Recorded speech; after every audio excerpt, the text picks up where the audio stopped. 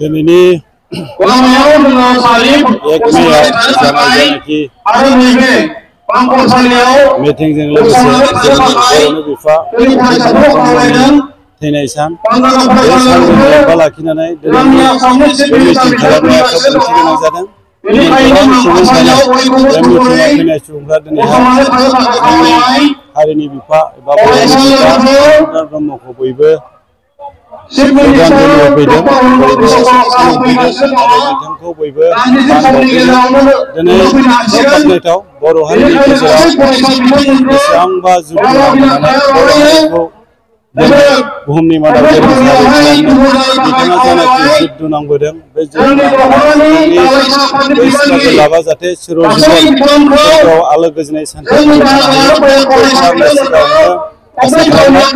लोगोसे दिनै जोङो बयबो जोंनि बे बर'नि बिफा जायनाखि बिथांखौ जे जों बयबो मान बावनो दिनै आवगायबोदों, बे हाबाफारिया खोब बर' हारिनि थाखाय बाख्नायथाव। बेबायदिनो जोङो ज' जोंनि हारिनि गेजेराव बेबायदि मदद होलायनाय, सनमान होलायनाय आरो जोङो गावजों गाव आदर लालायोब्लानो जोंनि हारिया सानसे गेरेमसा हारि जाहैगोन।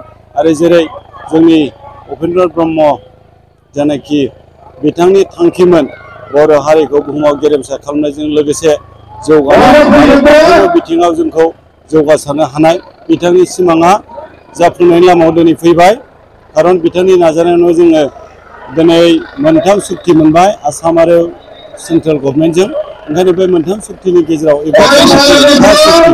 बे सुक्तिनि दिनैसिम जानाखि खामानि बे खामानिफ्रा जाफुंगासिनो दं। आं आसा खालामो दिनै जोंनि बर'नि बिफा उपेन्द्र ब्रह्मआ सोरगोनिफ्राय जोंखौ आशीर्बाद हरगासिनो दङ।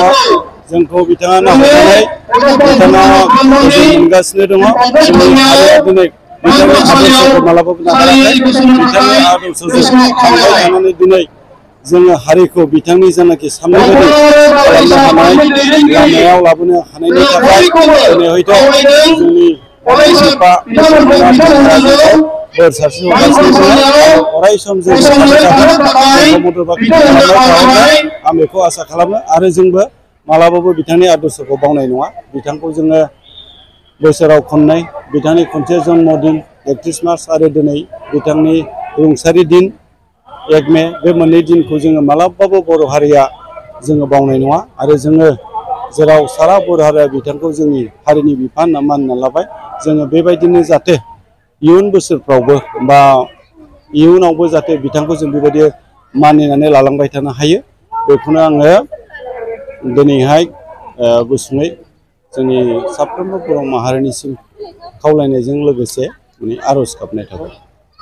बिथांनि लुबैनाया बर'खौ गेरेमसायैनो जोङो मोनसे न'खर बायदि एबा मोनसे फेमिलि बायदि थाजाबनो लुबैदोंमोन। दिनैबो जोंनि गेजेराव दङ, दिनैसिमबो जोंनि गेजेराव गावस्रा गावस्रि जादोंब्लाबो खालि पलिटिकेल बिथिङावल', दस्रा बिथिङाव जों गावस्रा गावस्रि जायाखै। ओंखायनो दिनै बिथांनि मोननै जानाखि मोनसेया जन्म सान आरो मोनसेया बिथांनि रुंसारि सान, बे सानावहाय गासिबो पलिटिकेल पार्टिफोरबाबो फैनानै बेयाव बयबो खुलुमफैयो, बिथांखौ श्रद्धा होयो, बिथांखौ सनमान बावो। बे खोब गोजोनथाव। आरो बिथांनि लुबैनाय बायदि सानसे बर' हारिया जों ज' जागोन, बेखौ आंहा 100% आसा दङ। आरो बिथांनि जानाखि साननाय आरो बिथांनि जानाखि बर' जाथिनि सायाव लुबैनाय, बे लुबैनायाबो सानसे जाफुंगोन, बेहायबो आंहा आसा दङ। दिनै जोंनि हारिनि बिफा उपेन्द्र ब्रह्मआ जाहाथे गोजौनिफ्राय जोंखौ ब्लेसिं हरबाय थायो, बोर हरबाय थायो, जाहाथे जोङो जयै थानो हाथों आरो जयै थानानै बिथांनि जानाखि साननाय, बिथांनि जानाखि सिमां, बे सिमांखौ जों मोगथाङाव लाबोनो हाथों, बेखौ आङो अबंलावरिनियाव आर'ज गाबनायजों लोगोसे जोंनि हारिनि बिफा दिनै उपेन्द्र ब्रह्म बिथाङा सोरगोनिफ्राय जाहाथे जोंखौ ब्लेसिं हरो, आशीर्बाद हरबाय थायो, बेखिनिखौ आं आसा खालामबाय। आरो साफ्रोमबो बर' हारिखौ, बर' माहारिखौ दिनैनि दिनावहाय नैबे जोंनि उपेन्द्र ब्रह्म हारिनि बिफा बिथांनि रुंसारिनि दिनावहाय आं मोनसे खावलायनो लुबैदों, जोंनि साफ्रोमबो बर' हारि, बर' माहारिफ्रा जों गावजों गाव अनलायनानै जाहाथे खौसेयै थायो, गावजों गाव सनमान होलायो, जाहाथे जोंनि अनलायनाया फुंखा बायदि सब समाय बोहैबाय थायो। आरो जोङो मोनसे न'खरनि बायदि जाहाथे जोङो मोजां रोखोम रायजो जालांनो हायो। आरो जोंनि साफ्रोमबो बर' माहारिफोरनि गोदोनिफ्राय आन्दलन खालामबोनानै जेसेबां दुखु खस्थ' मोनबोनाय बे दुखु खस्थ'नि बिनिमयाव दिनै बयनिबो न'खराव गोजोन सान्थिजों लोगोसे जौगानाय फैयो बेखौनो आङो अबंलावरिनो आर'ज गाबनानै आरो आं जोंनि हारिनि बिफा उपेन्द्र ब्रह्म बिथांनावबो आङो दिनै बोर एबा आशीर्बाद आसा खालामनानै बेखिनि सुंद' बिबुंथिखौनो होनाय जाबाय। गोजोनथोंसै।